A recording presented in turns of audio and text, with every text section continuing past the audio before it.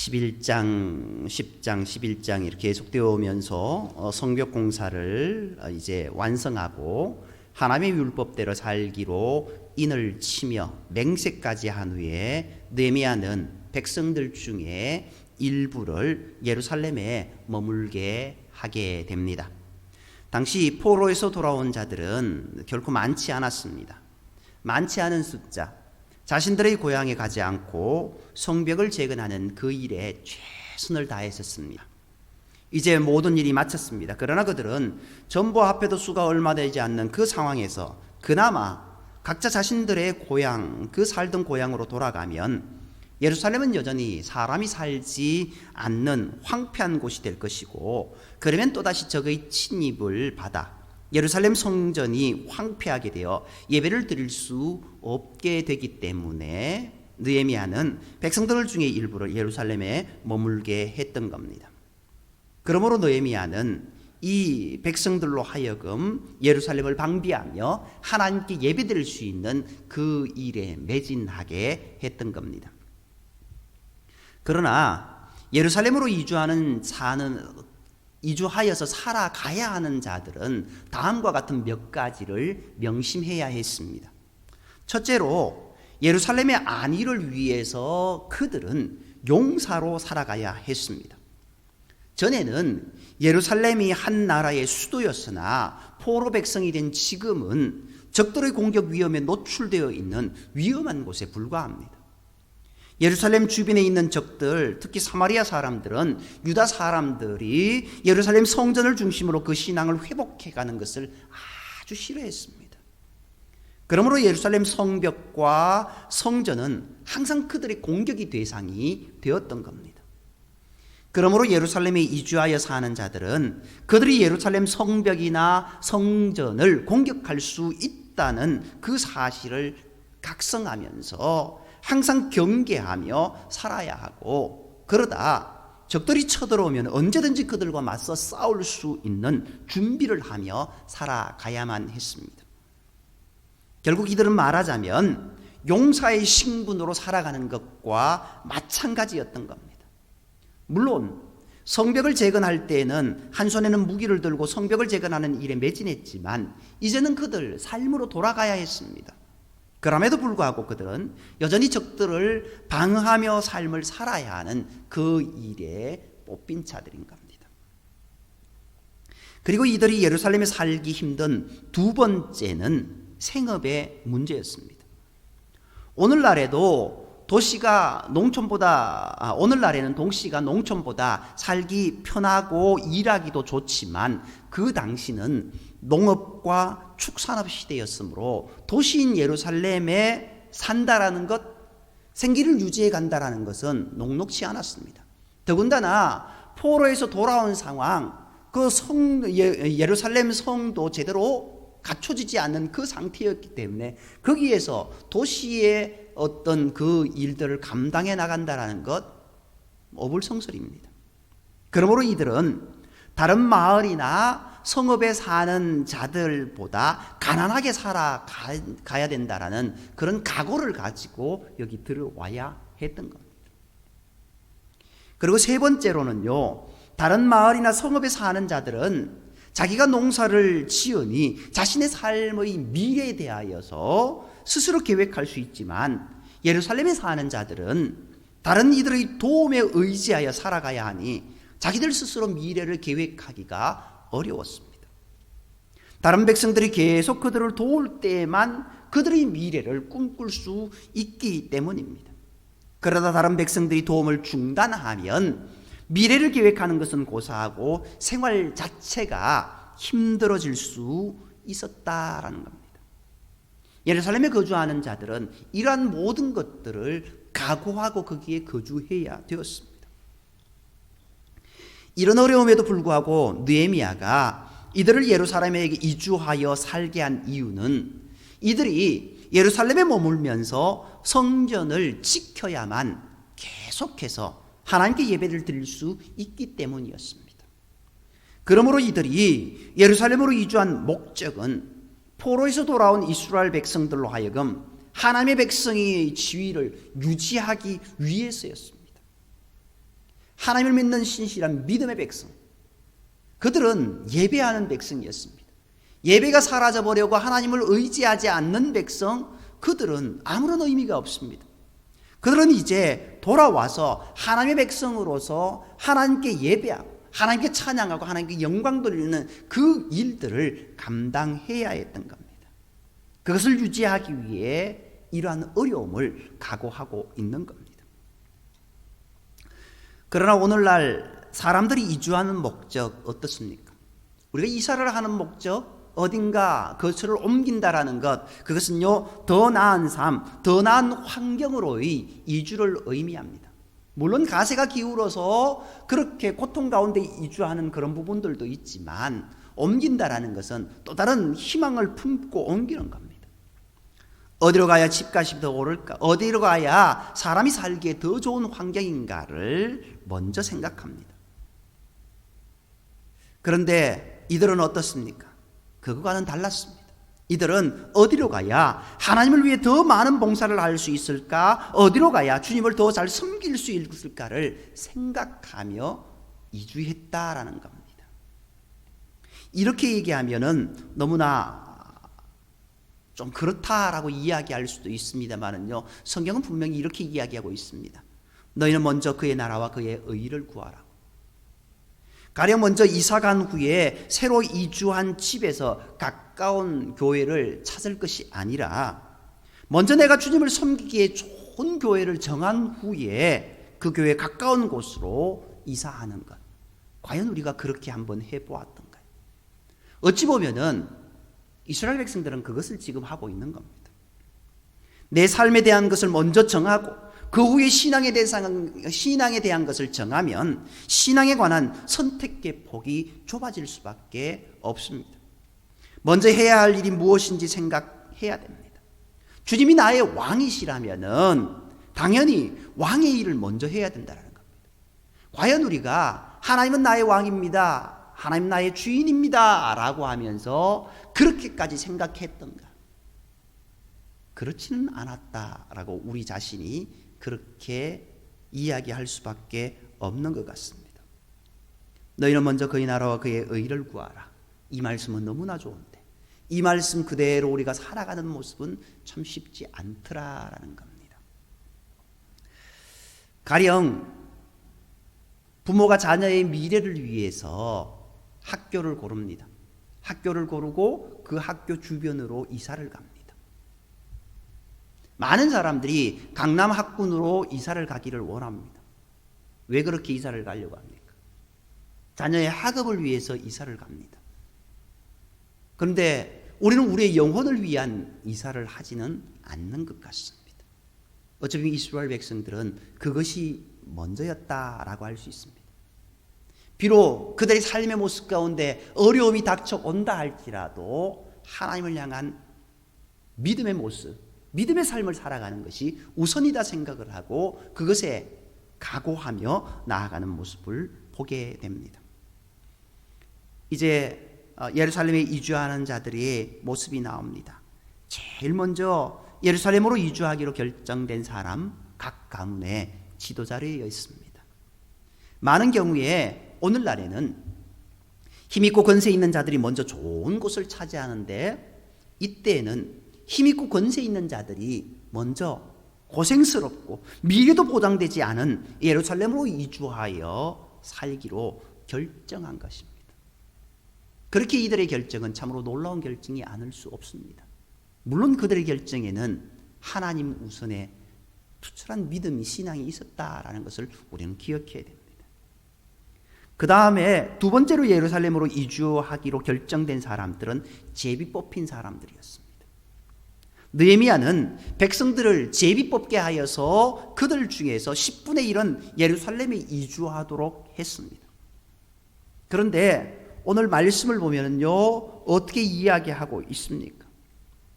제비 뽑았는데 그들이 제비 뽑혔는데 거부했다라는 말 없습니다.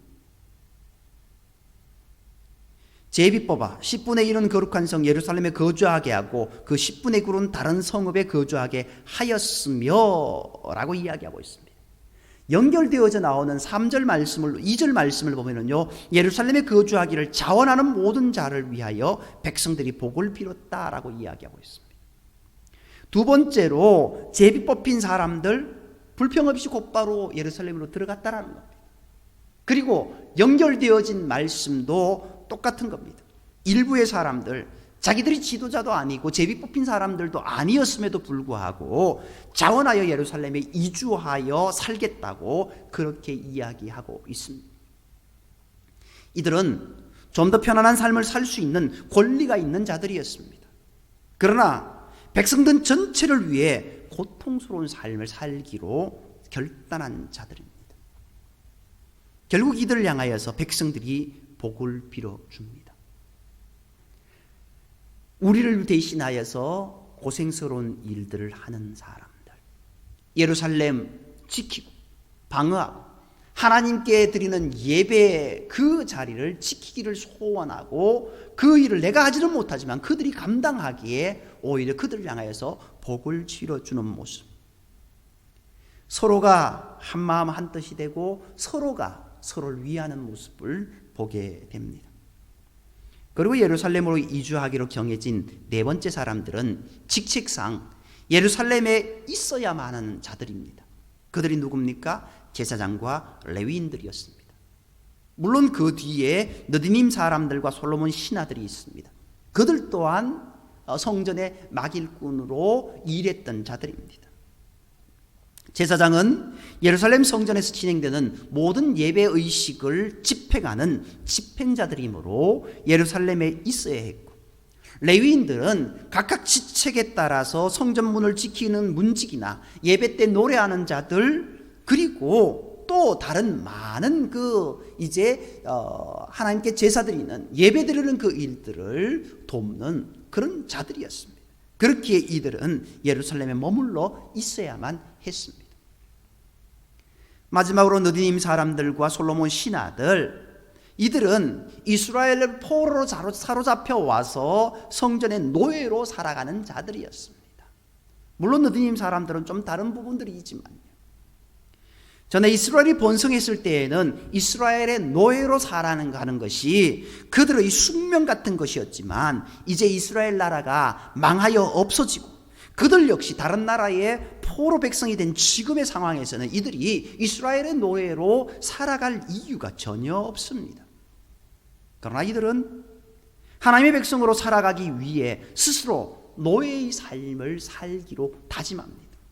그래서 포로에서 귀환하는 유다 백성들 틈에 끼어 함께 귀환했고, 그들 중에서도 더 고통스러운 삶을 살게 되는 예루살렘에서 삶을 살기로 다짐하고 있는 겁니다. 이 모습을 보면서 우리가 하나님이 거하시는 곳, 하나님이 기뻐하시는 일, 그 일을 우리도 감당하며 나아가야 된다라는 것을 우리가 기억해야 됩니다.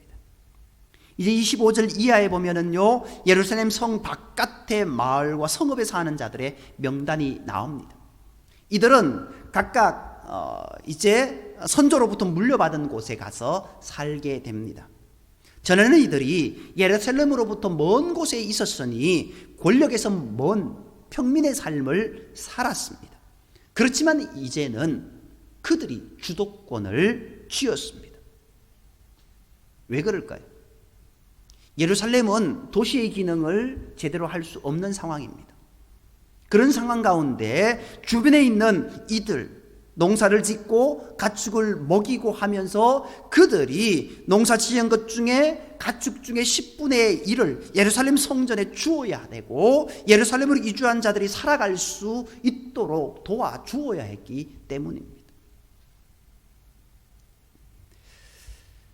오늘 본문을 보면은요, 결국 지도자들은 예루살렘에 거주하며 살게 되었고, 나머지 백성들은 제비뽑아 10분의 1 예루살렘에 거주하고 10분의 1은 각기 자기의 성읍에서 살게 됩니다. 스스로 자원하여 예루살렘에 거주한 자들 모두 칭찬을 받게 됩니다. 예루살렘에 거주하게 된 지도자들, 유다 자손, 베냐민 자손, 제사장, 레위인의 명단이 하나하나 뒤에 분명하게 기록되어 있습니다. 이들의 수고와 이들의 힘듦을 하나님께서 기억하신다라는 겁니다. 그리고 백성들도 이들을 기억한다라는 겁니다. 오늘 우리는 더 많은 재산을 가진 자입니까? 더 많은 공부를 한 자입니까? 더 건강한 몸을 가진 자들입니까? 무엇이 되었든 남보다 더 많은 복을 받은 자라면은 그만큼 더 무거운 책임도 가지고 있다라는 것을 우리는 기억해야 됩니다. 오늘 이스라엘 백성들, 바벨론 포로에서 돌아온 그들 중에 리더들로 되어 있던 그들, 그리고 제사장들, 그리고 많은 사람들이 자원하여 이제 예루살렘으로 거하게 됩니다. 어찌 보면 그들이 거기에 안 들어가도 될 모습입니다. 그러나 자원하여 들어가는 모습을 보게 됩니다. 나 여기 못 들어갑니다라고 할 수도 있는데 그들은 그런 말 한마디도 없습니다. 아멘하며 그 맡겨진 일들을 감당해 나아갑니다.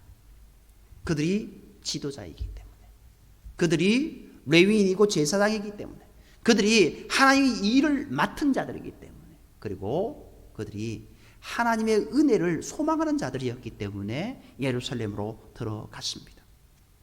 그리고 이제 그들보다는 좀 더 자유롭게 편하게 생활할 수 있는 많은 자들이 어떻게 했을까요? 예루살렘 주변에서 흩어져 살면서 그들이 삶을 살아가는 모든 환경 가운데서 하나님이 주신 것을 통하여서 그것을 감사하며 예루살렘의 성전에 바칩니다. 그것들로 인하여서 예루살렘 공동체가, 하나님의 나라가 더욱더 평안하여 든든히 세워져가는 모습을 보게 됩니다. 오늘 우리는 더 받은 복을 누리기만 할 뿐 그에 합당한 그런 책임을 감당하려 하지 않으려는 모습이 우리 가운데 있습니다. 누리기만 좋아하고 그 책임을 감당하지 않으려는 자는 리더가 될 수 없습니다. 그 자는 하나님이 좋아하시는 자가 될 수 없습니다. 하나님이 기뻐하시는 자가 될 수 없습니다. 오늘 우리의 모습 가운데 먼저 그의 나라와 그의 의를 구하는 자들이 되어야 됩니다. 또한 이들처럼 주님의 교회와 주님의 성도들을 위하는 자들이 되어야 됩니다. 그리고 하나님의 나라를 소망하며 믿음으로 살아가는 자들이 되어야 될 줄 믿습니다. 오늘 본문 말씀은 그것을 이야기하고 있습니다. 예루살렘으로 들어가는 것 녹록지 않습니다. 아무것도 없습니다. 고통밖에 없습니다. 고난밖에 없습니다. 그들이 용사로 적들 앞에 정말 그렇게 적들을 방비하며 살아가야 됩니다. 고통스럽습니다. 그럼에도 그들은 아멘하며 들어갑니다. 주변에 있던 많은 사람들, 그들을 위해서 봉사하며 섬기는 모습을 보게 됩니다. 이렇게 하여서 예루살렘 공동체가, 이스라엘 백성들이 다시금 회복되어져 가는 모습을 보게 됩니다. 오늘 우리 교회가, 우리 믿음의 성도들의 모습이 그런 모습이 되어야 될 줄 믿습니다. 나뿐만 아니라 우리 주변을 살피고 하나님의 나라를 생각하며 섬기며 사랑하며 믿음으로 나아가는 모습이 저와 여러분 가운데, 우리 교회 가운데, 우리 가정들 가운데 있기를 주님으로 축복합니다. 기도드리겠습니다. 사랑과의 하나님, 오늘 이스라엘 백성들이 하나님께 예배드리는 것, 하나님의 백성으로 온전히 살아가기를 소망하며 예루살렘 성을 다시 한번 세우고 성벽을 세우고 그 일 이후에 이제 그 하나님께 예배드리는 것을 최우선으로 생각하면서 그것을 방비하며 이렇게 나아가는 모습을 보게 됩니다. 오늘 우리의 삶에도 하나님께 예배드리는 것, 하나님께 영광 돌리는 것, 하나님만 바라보며 믿음으로 살아가는 모습이 먼저 있어야 될 것이고, 또 우리에게 주신 많은 복된 것들, 그것을 나만 누리는 것이 아니라 우리 주변의 많은 연약한 자들을 도울 수 있는 우리의 모습이 되게 인도하여 주셨고, 또 하나님의 나라의 확장을 위해서 헌신할 수 있는 우리의 모습 또한 되게 인도하여 주옵소서. 모든 말씀을 사랑하시는 예수님으로 감사하며 기도드립니다. 아멘.